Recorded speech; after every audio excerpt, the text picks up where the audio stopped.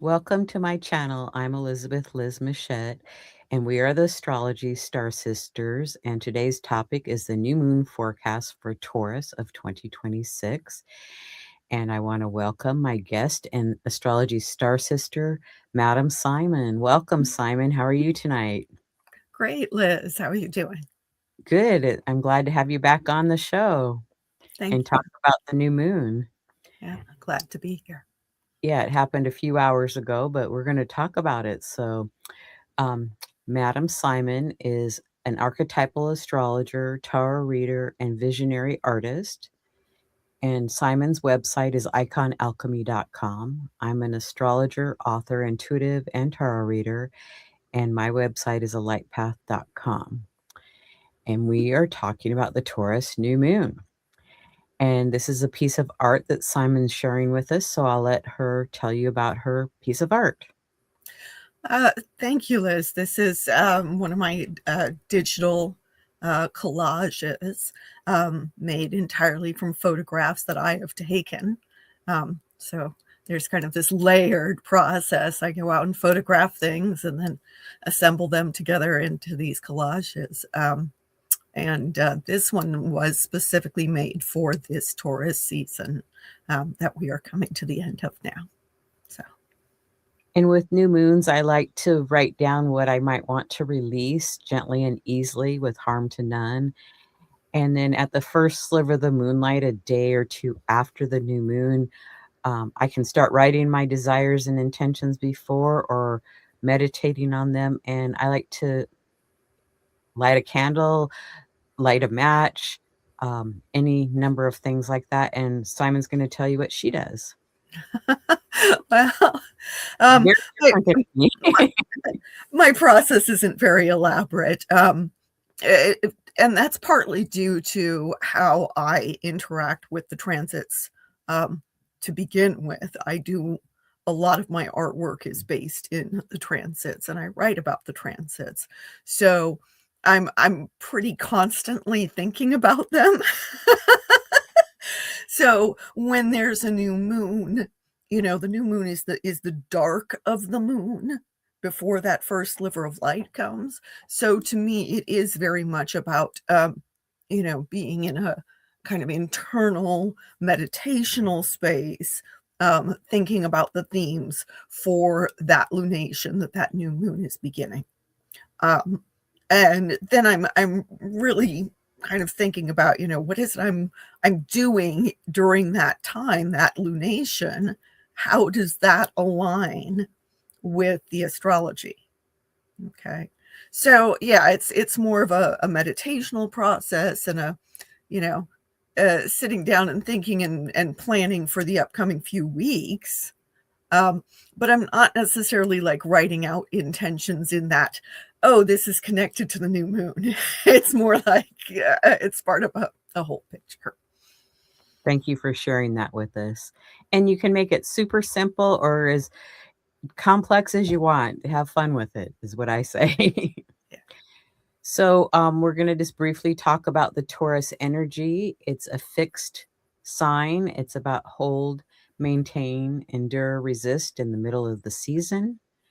The ruling planet is Venus for Taurus, and the moon is exalted in Taurus. The element is earth, solid, stable, secure, committed, and slow. And I'll let you finish up here, Simon. Sure. Um, a mantra for Taurus would be I have. Um, and, that can relate to both our material possessions, but also our values and what we value, right? What are our resources, both physical and other kinds of resources? Okay. Um, and so some keywords are comfort, commitment, conservative, culture, finance, uh, loyalty, luxury, pleasure, stability, being stalwart, steady, and sturdy, and of course, wealth. Some of the cautions are greed, stubbornness, stonewalling, or being averse to change. Taurus is the sign most notorious for being averse to change. Taurus, it has as its symbol the bull. And if you try to get a bull to move when it doesn't want to move, it's going to dig its heels in, and there's no budging that mountain of flesh. On the other hand, if the bull gets riled up, there isn't much that's going to stop it. So do keep that in mind. Taurus may not want to change, but once it gets moving, it's going to go the distance. Thank you for sharing. So, the new moon was today, May 16th at 1:01 p.m. Pacific Daylight Time. This is the chart for Seattle, Washington. And in this chart, we have that new moon at 26 degrees and 57 minutes of Taurus in the 10th house. And conjoining this new moon is Ceres, Mercury, and Uranus. So, what would you say about all that big pileup of Taurus energy there? I mean, Uranus has moved into the next sign, but it's still very, very close. So, Right. Well, that is kind of then this foreshadowing of what's going to happen with the Gemini ingress when the sun is going to move into Gemini. Mercury, of course, is going to head into Gemini first.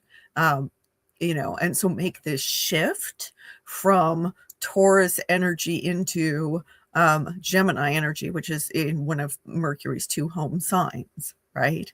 So we've got Gemini kind of wrapping up Taurus stuff. Okay, Mercury is wrapping up Taurus stuff before heading into Gemini to join up with Uranus. And each of these bodies is going to join up with Uranus, right? The moon is already headed that way, right? And Mercury will be next. The sun will be, next after that, and then Ceres bringing up the rear.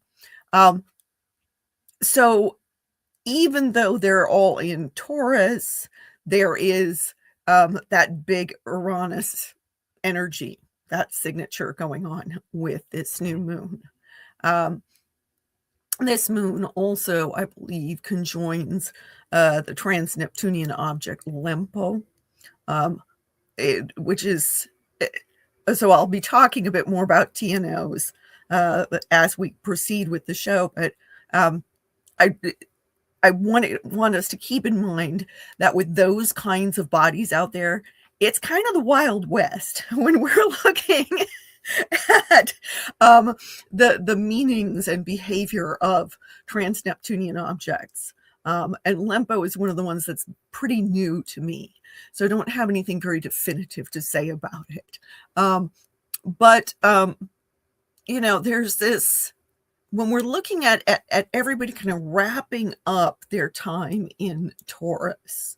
Taurus in the Northern Hemisphere is kind of this blooming season, very Venusian because of that.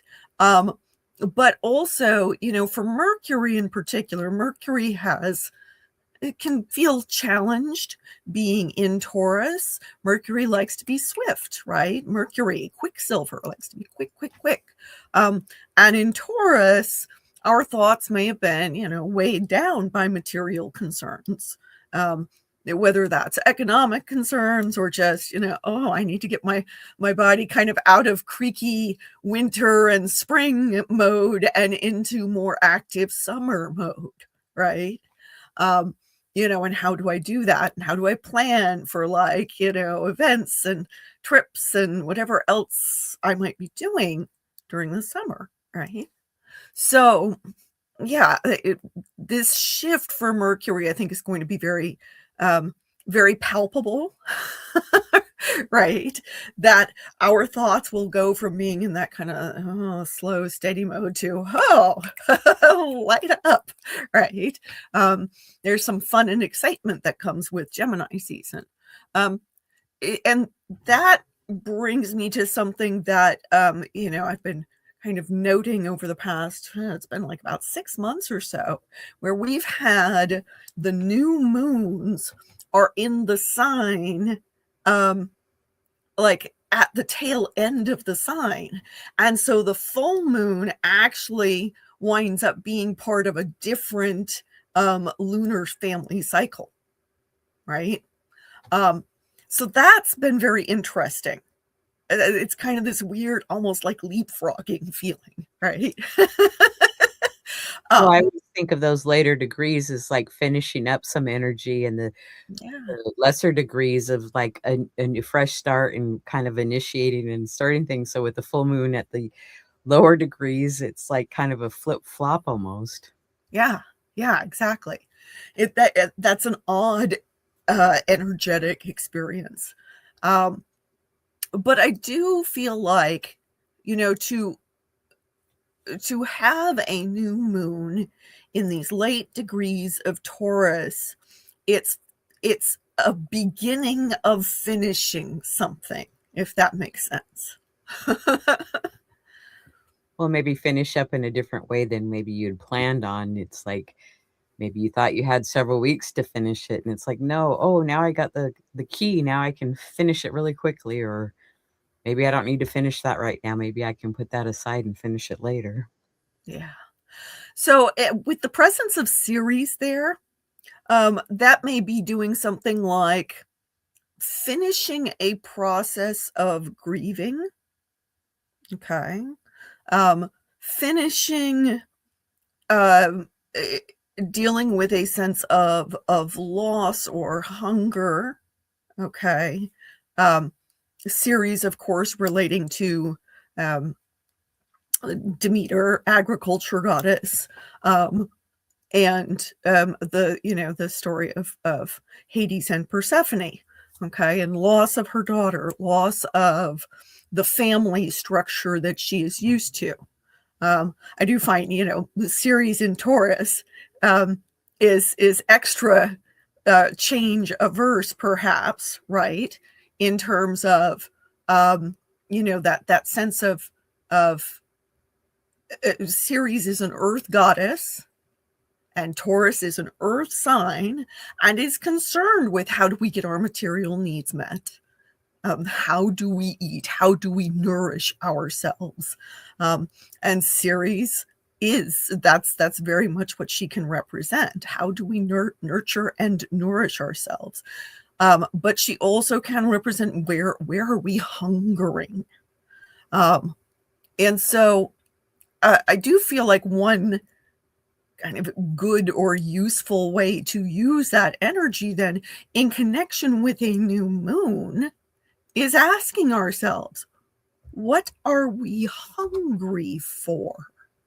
That in turn will help us to um to really knuckle down and finish up something that may have been like literally eating up our time or our resources. Thank you, that was really good, I like that. So we have some other aspects here. We have Mars conjunct Chiron and sextile to Venus. Saturn is square Hygeia and sextile Juno. And Pluto is sextile Pallas in the ongoing minor grand trine with Neptune and Uranus. So jump in. Okay.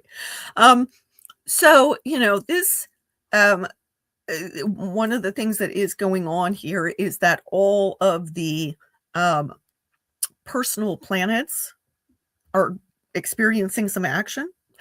Okay. Mercury, our thought and our communication joining up with the moon, our subconscious or instinctive reactions, and the sun, our conscious awareness, right? So um, that really prepares our thoughts to move forward from a place that is in alignment with both our conscious and unconscious awareness. Okay. Um, so anytime we've got Mercury conjoining the new moon, then it's like the first action that is associated with that new moon is then a thinking and communicating action, right? Um, and then the planet of action, that would be our Mars, right? Is in this relationship with our planet of connection, Venus, right?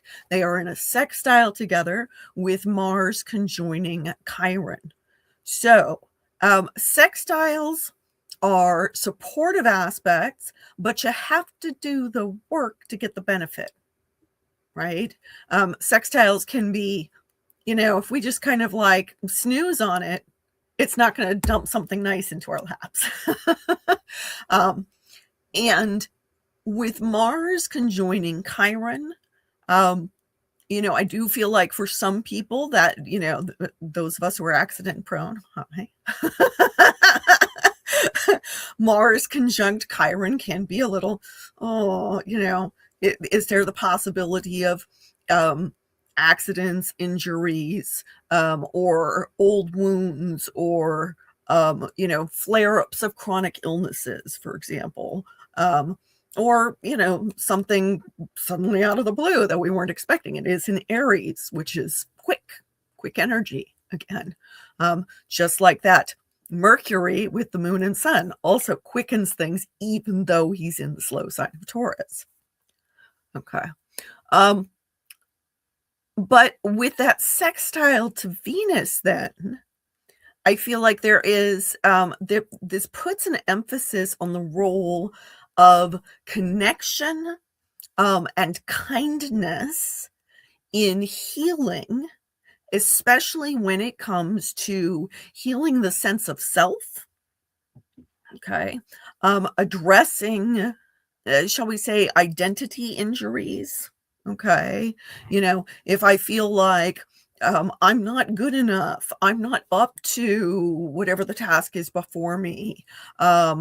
Maybe I'm feeling slow and sluggish today with, Moon in Taurus is not known for being wanting to get out there and do a lot, right? Moon in Taurus wants to sit at home and eat and cuddle and, all that good stuff. And so with Mars on Chiron, while the moon is in Taurus, we can feel like, hey, I had this big old to-do list. I wanted to get this stuff done, chop, chop, and it's not happening, right? And then we might feel bad about that. But in connection with that Venus in Gemini, ruled by that Mercury who's hanging out with the moon, that's like this soothing friend being like, no. You don't have to get all that done today. Come on, let's hang out together and we'll talk about the stuff that's bothering us, and feel better by virtue of our connection. Okay. So that's actually a really lovely combination. Mars conjoining Chiron also is concerned with action, and therefore, this can be a good time to, among other things, do something like, while you're hanging out with your buddy on the couch, having some good food, thinking about, okay, well, what's the thing that we can do together that's going to help us to experience better health in the future. This is a great time to set up your afternoon walk together, right? Or we're gonna go get gym memberships together and hold each other accountable in the process, right? Uh, yes. And Okay. cheer each other on. Cheer each other on, because yes, that's a great way of putting it, because Venus in Gemini is social and lively and fun loving. Okay. And Venus is just like, oh yeah, let's have the parties. Let's have the fun. Okay. And in combination with Mars then is let's make work fun. Let's make the task that is important to us, or the goals that we have, fun. Let's gamify those goals, right? Talked about that before. So I think that's a lovely combination. That sextile of these two personal planets involving Chiron, and being oriented toward both communication and action. Love that. That makes for a very interesting combination against the backdrop of this Saturn square with Aia and sextile to Juno. So Saturn square Aia can give us a sense of like, oh, these things that I want to do to help my health are really tough. Okay. Or we may find like, oh, I have things that I would love to do that would be very nourishing for me since it's Aia and Cancer, okay, which rules the stomach. But here's these things that are making it harder for me to have the diet that I want. And when I say diet, I don't mean that in the sense of deprivation. I mean that in the sense of like, again, we've got that series with the new moon. So there's that sense of nourishment, right? Right. And the moon rules Cancer, where Aia is. So Saturn bumping up against Aia like that can, kind of bring us a sense of sudden restrictions, sudden limitations, or sudden insecurities, right? Saturn in Aries operates rather differently from where Saturn operates elsewhere. Saturn in Aries is considered to be debilitated because Aries is another fast moving sign, and Saturn is all about slow, patient processes. So we may find some challenges there. We may also find challenges with regard to the emotional health of the family. Okay, since Cancer relates to home and family, also our close circles of friends, what I call family of the heart, relates to home, right? Maybe I want to hang out at home and have a nice cozy time, but extreme example, the roof is leaking. Right? There's something going on with the structure that suddenly falls apart, and now I have to tend to it rather than hanging out and being comfortable. Okay. Saturn sextile Juno, however, is a nice reinforcement of responsibilities. And while that word responsibility doesn't sound so great in the context of, the moon in Taurus, I just want to be cozy and comfortable. At the same time, Juno very much relates to, what have I promised you? What have I agreed to do? Okay. And how does that in turn keep our relationships working well? Okay. And able to go the distance, to operate over a long course of time with the sextile to Saturn. Okay. So this combination definitely makes it so that even when we feel like slacking off under the Taurus moon, there still is this sense of responsibility, but also the desire to keep our commitments and our sense of responsibility and to show up for each other over time. Which actually is kind of a nice backup to that, again, that Venus-Mars Chiron combination.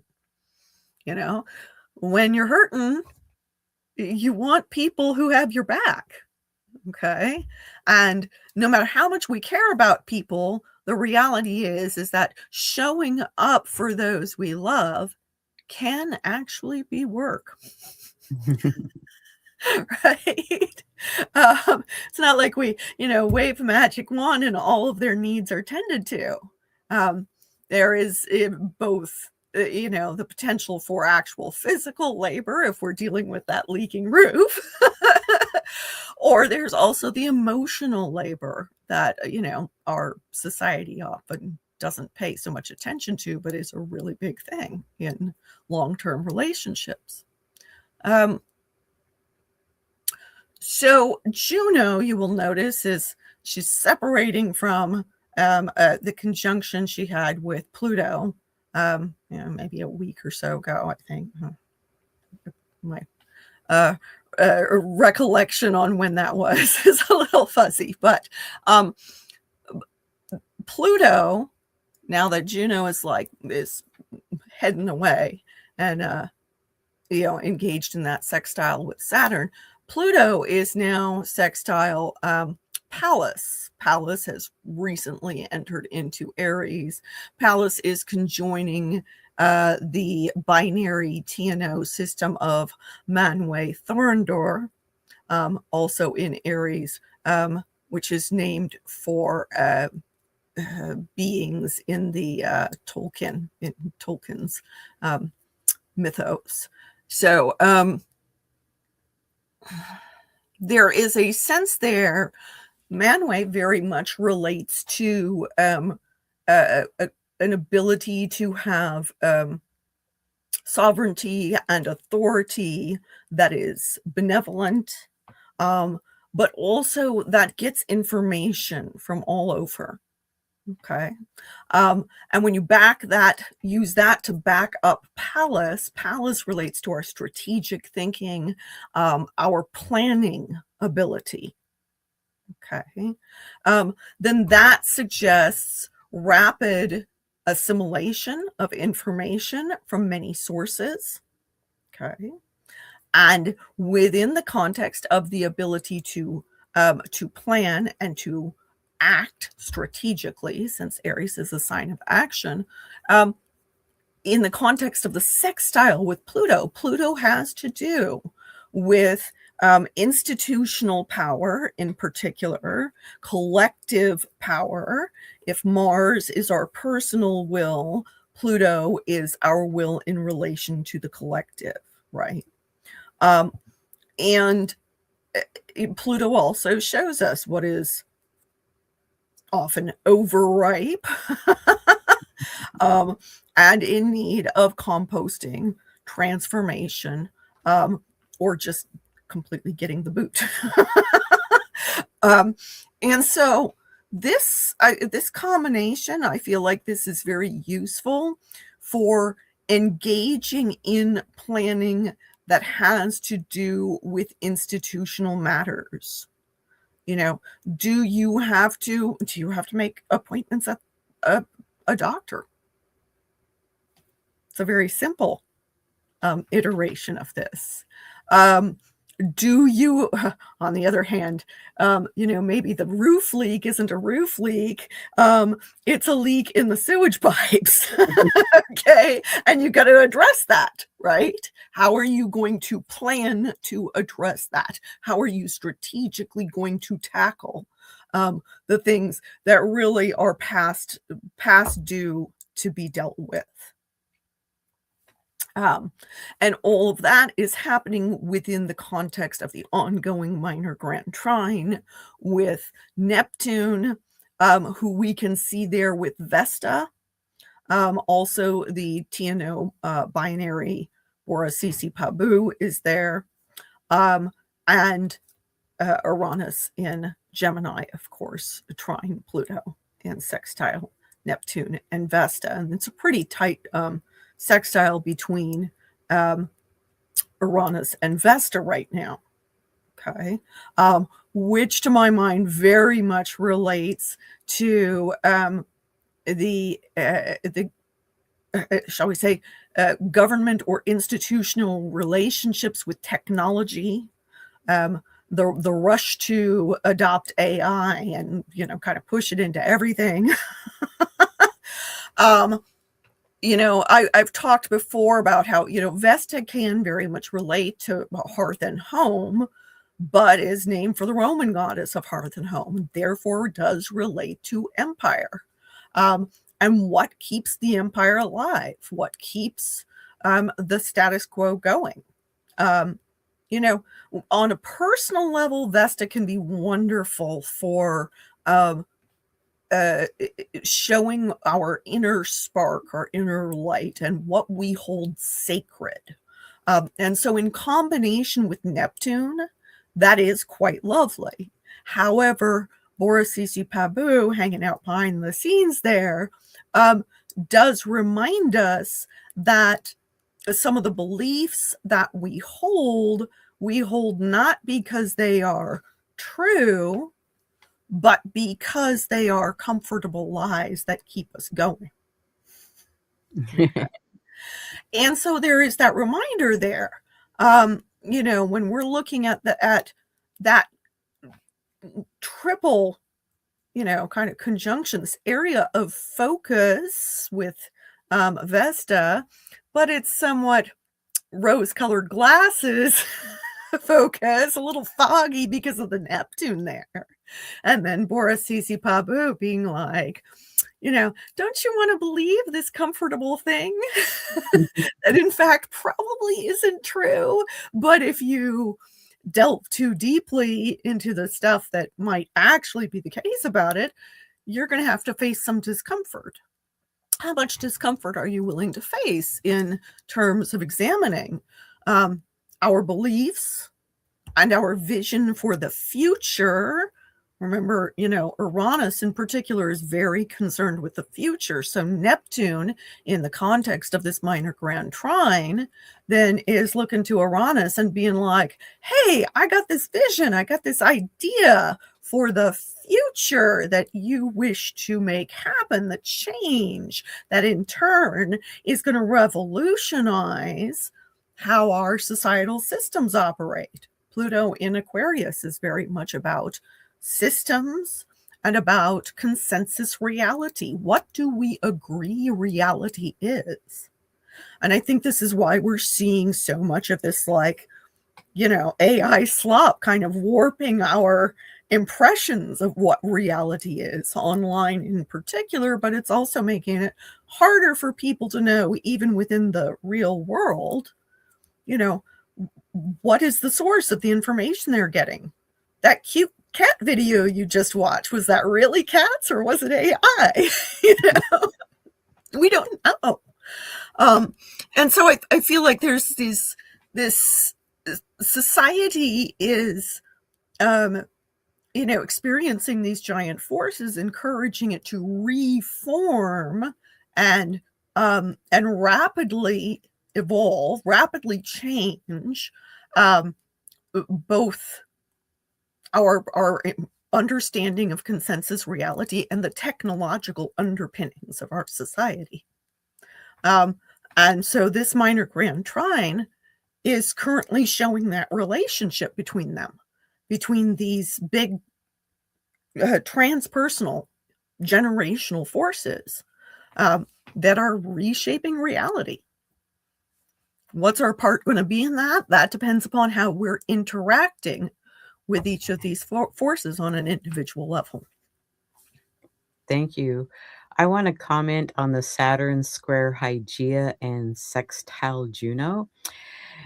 Saturn in Aries could be making an exercise plan, but I would caution, it's like, don't sign up for a 10K that's in 2 weeks because it's like to have realistic expectations and realistic goals.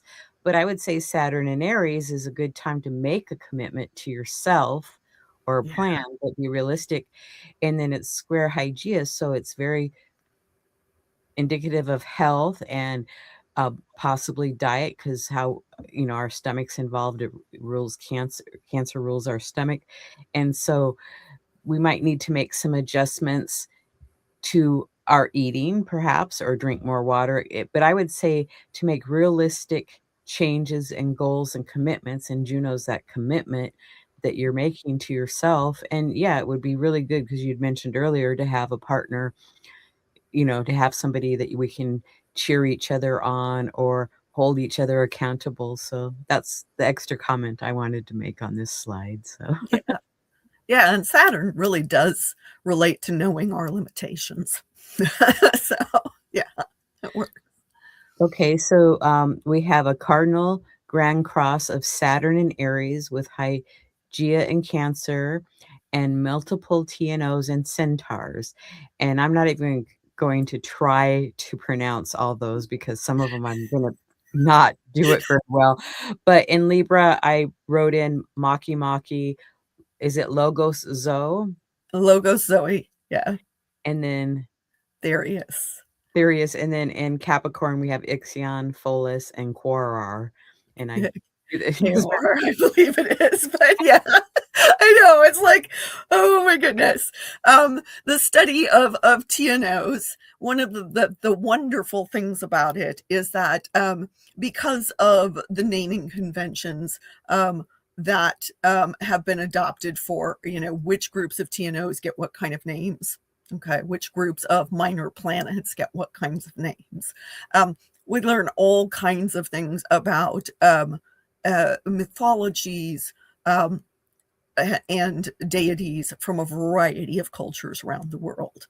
Um, so, if you actually really want to, improve your mythology chops, study TNOs. That's a good um, idea, and I like that you're sharing the TNOs with us. I really appreciate that you do that, so go ahead.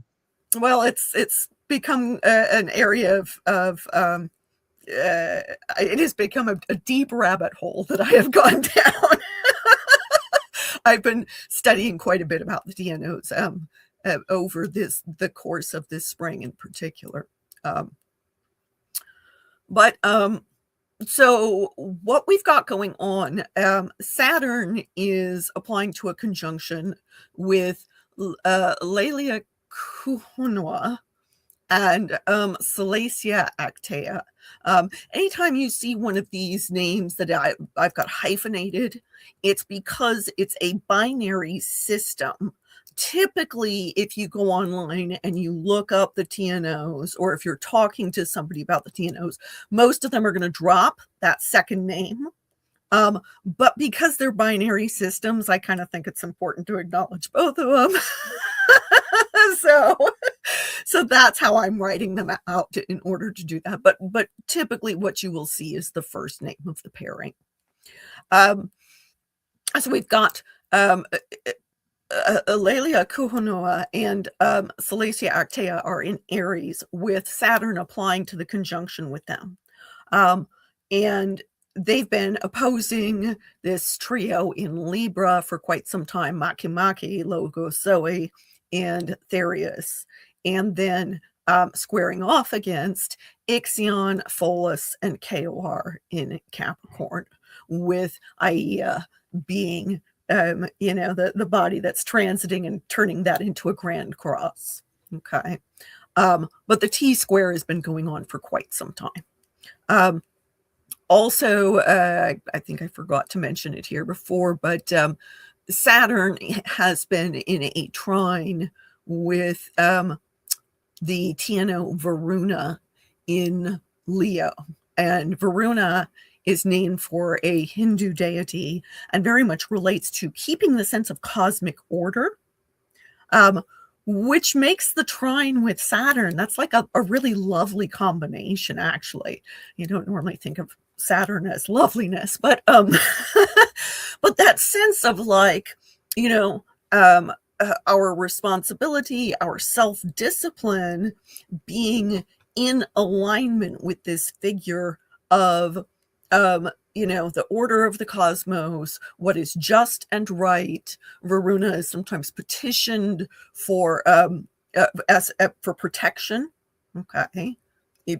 Being in alignment with the cosmic order, that the idea that, like, okay, if I'm doing everything right, the cosmic order should be kindly to me and not allow bad things to happen to me. So I'm going to petition Verona about that. Okay. So, this combination, a lot of these trans-Neptunian objects are named for creation deities. So we've got KOR in particular, has that creation association. Makemake has more shamanic overtones. Okay. The idea of needing to go into difficult places and do heroic things and then come back with wisdom for the collective, right? Lelia Kuhonwa relates to the flight, the migratory patterns of golden plover. birds, okay? Um, and so there is this sense of like what is cyclical, what is rhythmic, and the instinct to come home. Okay. Salacia Actea. Salacia is the wife of Poseidon, um, and is, considered to be a very kindly goddess figure. Okay. So associated with water in a fiery sign here. But then again, so is Neptune, right? Currently in a fiery sign. We've got this weird water fire thing going on there. Um, and so, that combination of Lelia Kuhunua and Salacia Actea in Aries, I find that to be a very kind arm of this particular Grand Cross. Maki Maki and Logos Zoe and Therias, I feel like there is this sense of some of the lessons that we learn, including, logos. The literal word logos is word. It means word. Okay. Um, and so there is this sense of, logos Zoe is the word, but also wisdom relating to the Gnostic Sophia. Okay. You combine that with Maki Maki, now there is that sense of communicating what we are learning about. Okay. Therius, one of the centaurs all have this kind of like, crossing over between what is our reasoning side and what is our wild instinctual side, right? Since they're half man, half beast, okay? Pholus also would relate to that. But Pholus was also among the centaurs, as I recall. He's like Chiron in the sense that he is more wise, a little less unruly than the rest of the centaurs. He's a haruspex, so he is associated with divination, okay? KOR, like I said, has that creation deity emphasis. Ixion, on the other hand, is the first, within Greek mythology, is the first murderer. Okay, murderer of a kinsman, like Cain and Abel, right? And so there is that kind of sense of defying the cosmic order there on this pretty monumental level, right? To the Greeks, to the early Greeks, there's like this horror of, you didn't just murder somebody, you murdered somebody who was family. Okay. And then, Ixion, as I recall, Zeus kind of took pity on him, offered to, kind of sort of, cleanse things up for him, redeem him. And Ixion, in turn, went after Zeus's wife Hera. Okay, and tried to have an affair with her. Zeus made this simulacrum, this cloud-like shape in the form of Hera. Ixion takes the bait, thinks that's Hera, has sex with her. That cloud, Nephele, I think is how you pronounce it, becomes the mother of the majority of the centaurs. So again, we got that centaur energy, that kind of unruly, that bit of wildness and that bit of civilization. And how do you get them to get along together? Okay. And so I think that all of that is very interesting in that context then of here's Aia who's kind of stumbled into this, right? Because all the rest of those are very slow moving. Okay. They've been at this for all of this spring, pretty much. Okay. With Saturn's catching up to them. And now Aia is the fastest moving, catching up to them. And Aia's like, hey, I just wanted to, kind of improve how my health is doing and how we're getting along at home and how the family's getting along and all that. I wanted to do some emotional work. And oh, what have I walked into? So, yeah, as you can see, there's like a lot of complexity when you start adding in these TNOs, but they also give us these kind of subtle areas of resonance to pay attention to.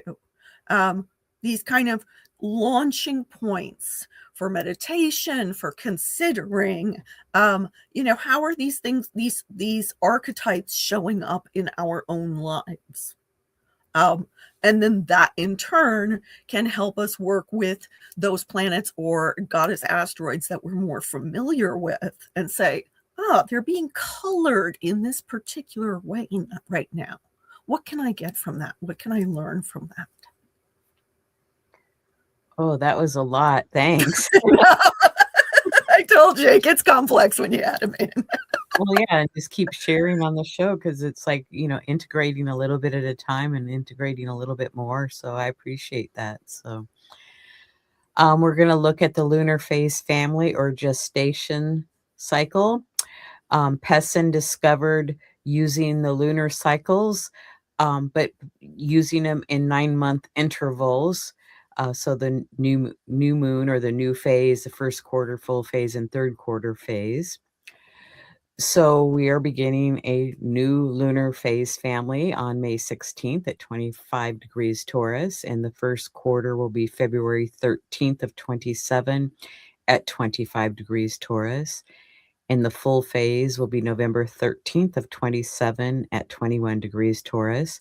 And in the third quarter phase, August 13th of 2028 at 21 degrees Taurus.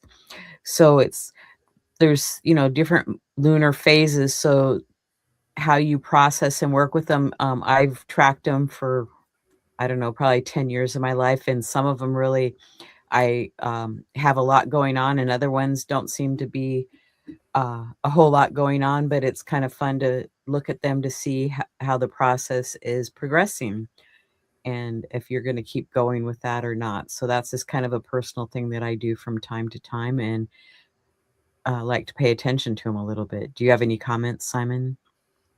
No, I just think it's interesting to track this stuff. Just as like I said, I do a lot of tracking of the transits myself. So this is just another layer that we can add in to track and pay attention to. I think it's particularly useful. This modality is useful if you're doing long-term journaling, so that you can then look back at, okay, what was the previous moon within this lunar phase family, and what were the themes going on in my life at the time that might relate to what I'm doing now. Well, and from time to time, I've, kept a calendar because the moon moves every 2.5 days to a new sign.